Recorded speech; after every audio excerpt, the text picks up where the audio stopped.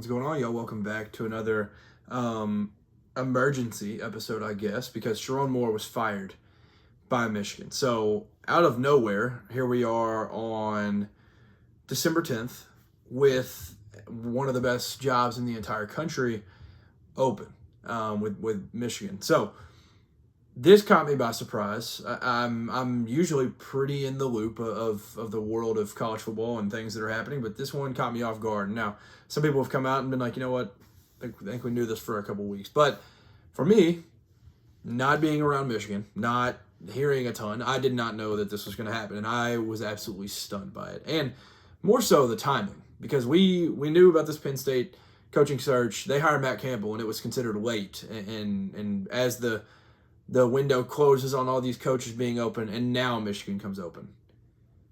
Now, I think this is going to happen whether they were undefeated, whether he was probably on the hot seat going into next year anyways, but he had won some games. And I don't know if this is like they have their guy lined up of who they're going to get, but I'm very, very interested because the portal opens in, I think, January 2nd. It's very, very soon. They're going to have to find somebody very, very quick.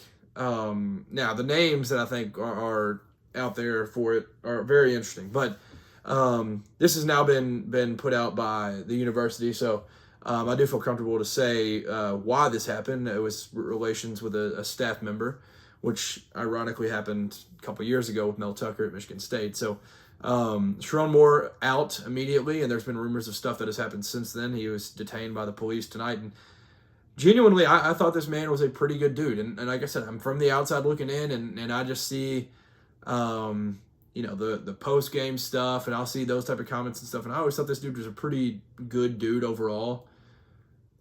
Turns out there's some baggage there. But not going to go into all that. Not going to dive into a rabbit hole or anything. I'm going to talk about some of the potential hires because it is like a top, 5 job. It's definitely top 10, maybe top 5. It's one of the best jobs in all of the country. And now it's open. So they obviously had the stuff a couple years ago with Jim Harbaugh, all of that, whether you think they cheated or not. It was a lot of stuff, a lot of investigations going on, all that. And then a couple years later, now they have this. So I think they're definitely going to go outside of the Harbaugh tree. I don't think they're going to go get somebody that followed Harbaugh from Michigan to the Chargers. I don't think they're going to go do that. I think they're probably going away from that whole cycle, and I think that's going to be good for the university. Now, who will that be? The first name that came to mind was the man that was named numerous times for the Penn State job, Kalen DeBoer. And I think it's because and honestly, I don't even think this is necessarily within the T-Town walls and within all of the Alabama fans and everything, that people say that he does not like Alabama because of the unrealistic and unattainable expectations that are put on him in Tuscaloosa. And I think people have kind of speculated that maybe he just wants to get out and he'd go for one of those bigger jobs, whether it's Penn State or now that Michigan's open, maybe he leaves for Michigan. Now, I don't know if that is very likely because just from people I've talked to, from realistic Alabama fans, they're like, you know what, DeBoer's actually a pretty dang good coach. Like he's got it done. He doesn't necessarily fit the South great, but he doesn't fake it like Brian Kelly did. So that's a good part of it. Overall, though, he's obviously been a good coach. Now, he missed the playoffs and barely made it this year, and could have argued he shouldn't have made it this year. I think he'd kill it there. Now, they're going to have to pay a ton, which it helps because Sherrone Moore was fired for cause. So it's because something happened, so they don't owe him the buyout. So they have money there extra that they're able to pay these buyouts of different places from wherever they're gonna steal a coach from. Now, the domino effect could be hilarious if Kalen DeBoer was to take this job, because then I think maybe Alabama goes and tries to hire Lane Kiffin or Steve Sarkisian, and then Lane Kiffin, he's probably going to go to Alabama. Then I don't know who takes Ole Miss. Maybe it's John Sumrall, and maybe he leaves. So then Florida's open, and then that's open. Or if Sarkisian goes to Alabama, would Lane take Texas? And there's just this whole world where most of these guys probably do end up staying. But Michigan is one of those jobs that I think calls the top of the top names immediately. With Nick Saban, he's not coming out of retirement. Keep dreaming. Dan Lanning, he's not leaving Oregon. And if he wasn't leaving for Bama 2 years ago, he's sure as heck not leaving now for anything. I don't see him leaving for any job. Maybe I don't even think he. I was gonna say maybe Georgia once Kirby retires because he's got so much respect working with him for a minute. Like I just don't see it happening. But that's a name that they're definitely going to call. You have to make these guys say no. You're Michigan. You have to call them at least. Outside of that, the ones that I think would be ironic, but I think could probably work is John Harbaugh, which he went to Miami, Ohio. Instead, he didn't go to Michigan like his brother.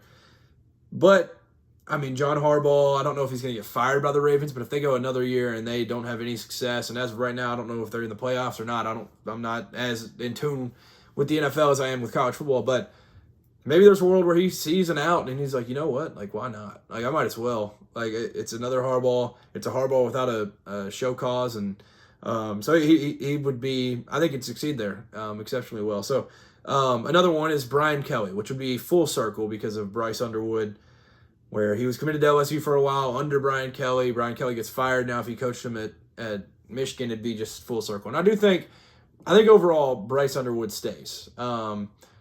With the NIL deal that he has, I think it's just pretty likely that he ends up staying there. Now, the interesting thing is like the rest of the roster, like who stays, because teams right now, especially, Biff Poggi is the interim head coach right now, but there are teams flooding these players' DMs and emails and all of their people that they get in touch with right now to talk them out of being at Michigan and leaving there. So it's going to be the wild, wild west in Ann Arbor for the next few weeks, and I'm sure Michigan fans are probably like, dude, I'm so tired of going through all of this and having all this baggage and stuff. Like, let's just get a good coach and start winning football games again. And I don't blame you there, but I'm interested to see who they hire. I think Eli Drinkwitz should get a call. I think he's just done exceptionally well at Missouri, a place that Barry Odom had some success, but overall that program's not been phenomenal over the years. He's recruited extremely well. I think he'd do a phenomenal job there. And I think he has the personality that I think would fit there. I think they would fall in love with him.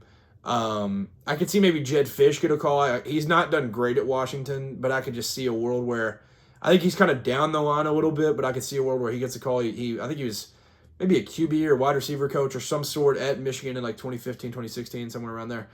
So he's at least been around the program, and now I don't know if 2 years of that really means a whole lot, but at least he's been there. That's the only thing that kind of gives me any idea of him possibly doing it. The big one that I think is actually likely is Lincoln Riley. Now, I don't know if Michigan would even really want that because USC hired him to compete for national championships, and he hasn't even made the college football playoff. And he just hasn't done exactly what USC hired him for. So I don't know if Michigan would really want him. I think he'd do well there, and he would get ridiculous recruits. He's doing it at USC with recruiting, and I think Michigan's even easier to land some guys, especially from the area. So I could see that.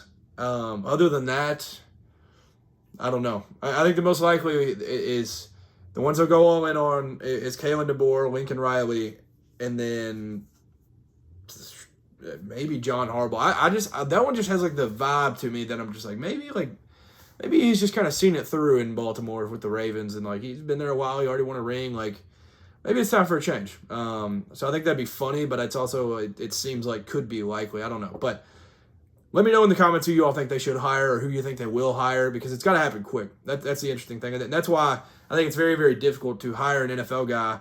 That's what makes it unlikely probably that John Harbaugh would get the job. NFL season has a whole lot left. They're not wrapping up by January 2nd. That's essentially the deadline that they've got to get a coach hired by is that 1/2/26. They've got to get it done by then. So it's going to be a blast to follow this coaching search because it's one of the biggest brands in the entire country. And I don't know if it's a likely scenario that they would take Biff Poggi for a year, let him be the interim for an entire season, and then go try to make the splash hire next year and have their choice early on next season. But maybe that's a possibility. I mean, they did look good under Biff. They legitimately looked good when he was calling plays, and because he basically said he's got Batman out there and Bryce Underwood, and he can just tell him to just go play football, and that's what he did. So maybe they do that. I don't know if that's a scenario that feels very safe and comfortable for the university, but nonetheless, there's going to be some shakeup in college football because they're going to go get a college football guy. And The coordinator's been hired. Will Stein going to Kentucky. Glenn Schumann, I think, is still a possibility. But there's none of these like G5 guys. I don't know if they call Kurt Cignetti. That would be quite the hire. Michigan's a better job than Penn State, and he turned down Penn State. I don't know if he's completely turning down Michigan. I think he's probably at Indiana for good until he retires. That's the vibes that I get. But they're definitely going to make him say no. You got to call the best coach in the sport and make him say no. So I'm excited to see what happens, though. I mean, Michigan next year, they host Oklahoma, I think. Nonetheless, though, I mean, the Big Ten, we know how difficult the conference is overall. So, yes, they host Oklahoma. And then, they'll be at Oregon, at Ohio State.